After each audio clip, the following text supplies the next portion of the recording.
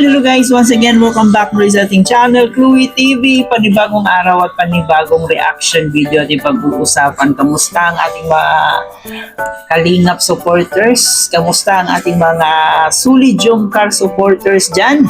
So ngayon, meron na naman po tayong panibagong reaction video at dito ay magre-react po tayo doon sa upload ni Kuya Nel kung saan nga po in-interview niya dito si Kalingap Jomar. May i-highlight lang po tayo dito kung saan dito nga po parang may tinatago si Kalingap Jomar, no? Parang gusto niyang sagutin pero hindi pwede. Marami kasi ang excited doon sa tanong na yon, kaya lang may mga limitasyon na talagang hindi pwede niyang sagutin. So ano nga ba yan?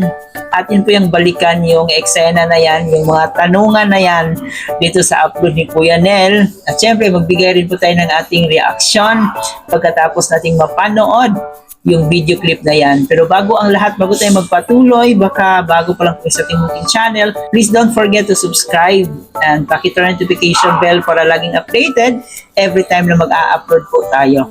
At paki-like and share na rin ang ating video para mas i-recommend pa tayo ni YouTube at para pasok sa panglasa, no?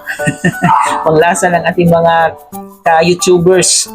Baka kasi meron pang mga hindi pa nakapag-subscribe. So paki-like and share guys para mapanood pa yung video natin. At syempre atin rin po suportahan ng ating ama ng Kalingap, Kuya Bal Santos Matubang, Ate Edna Vlog in Kalingap Rap. Suportahan po natin ang ating key-boys, Kalingap partners, mga charity vloggers sa Pilipinas na tumutulong sa ating mga kababayang mahihirap. Especially yung mga Kalingap charity vloggers natin guys. So suportahan po natin sila. Yung mga kasama nating Kalingap reactors, nandyan din po sila na handang sumuporta at dumepensa dito sa Kalingap. So, suportahan rin po natin. So, ngayon nga po guys, panoorin na natin itong video clip na to kung saan nga po parang may gustong aminin talaga si Kalingap Jomar dito sa tanong ni Kuya Nel. Pero parang nag-alinlangan siya. So, ito, panoorin na natin to.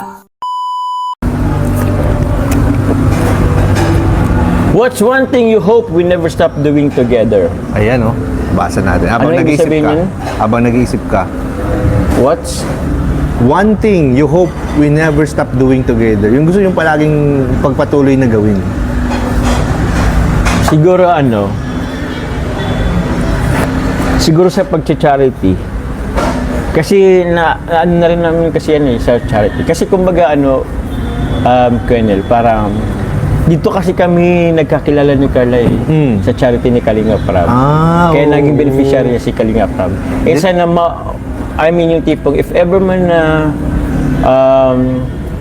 mawala man yung YouTube or dumating man panahon na kumbaga simple kami nag-charity, parang gano'n lang. Kasi ang pinaka-point doon, sa charity kayo nagsimula. Sa charity kami nagsimula. So, yan malinaw yan Next question bro, mabilis lang tayo. Dami nito Bisang to? What's the most beautiful thing about our love story? Ay, grabe yung sa love story. Uy. It's a love story. Ano nga ba ang most beautiful thing sa inyong love story? Madami nangyari. Dami. Oo. Like what? Like what? Like secret. Wala secret, mag-share ka na. Ayun. Kahit isa lang. Yung na lang, sir, most beautiful thing. Yun lang, siguro madami kaming Mga travel. Mga travel siguro. National. Saan? Local. Kung dito sa dito sa Pilipinas, andyan yung Baguio. Hindi, yung yung pinaka. Palawan. Ang tinatanong dyan bro, yung pinaka. Ang pinaka? Oh, bigay ka lang ng place. Ayan lang. Pinuntahan nyo na. Pinaka. Sa Cebu na lang. Cebu. Ay, talaga na lang. Cebu Kasi talaga. kami dalawa guys. lang dun eh. Iba talaga ang Cebu. Ano ba nangyari sa Cebu na yan? Pag gusto nyo sa airport. Ay, sa Baleta. Baleta yan bro. Wag. Handa ka na ba? Wag yun. Hindi, wag na yan. Next question. Next question. Yun, nakapili na ako. Have you ever lied to protect my feelings? Uy. Yes, siguro. White lies. Alam mo yung mga white lies lang? Like what? Like what? White lies. Paano po ba? Ayun na nga. Para Yun na, white lies siya. I mean,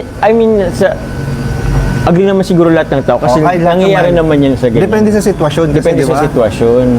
Okay. Oo. So, inamin naman ni Oo. Papa Joms. I think lahat naman tayo nagdaan dyan. Lahat naman gumagawa ng White lies. lies. Oo. Di ba? Kaya nga white kasi hindi naman siya ganung kasama. Kumbaga parang Oo. for Kumbaga better may- good yung Oo. yung sinabi mo. Totoo yan. Okay. Oh, pili pa ako. Ayan. What's something you miss about being single? Ano bang mo, miss ko about single? Isa lang, kahit isa lang. Ano na lang, what's something you miss about not being, vlogger? Sige. Wala lang, ang dami kasi nakatutok na mga Privacy. privacy, yung privacy ko na lang talaga. Okay. Privacy talaga, yun yung pinaka, like, ang dami nilang sinasabi, wala naman katuturan. Ay. Oo. Na-miss mo yung parang tahimik na buhay. Tahimik lang, oo.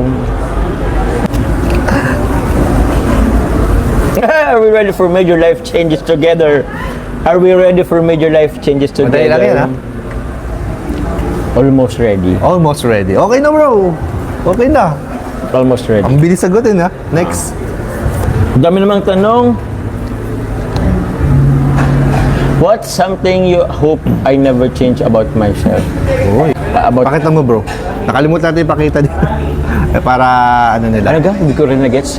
What's something you hope I never change about myself? Ano yung bagay na ayaw mong ayaw mong baguhin? Sa kanya. Oo. Yung ugali niya na ayaw mong Siguro mawala. family-oriented na lang. Ayun. Yun na. What's something you wish your younger self knew about love?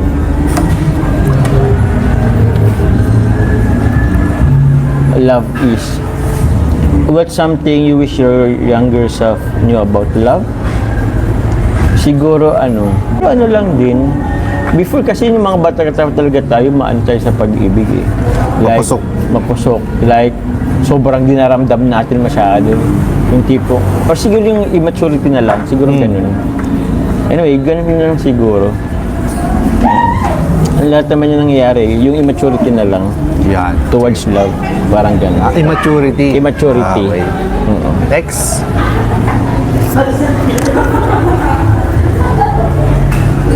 Do you think we're better people when we're together? O same naman.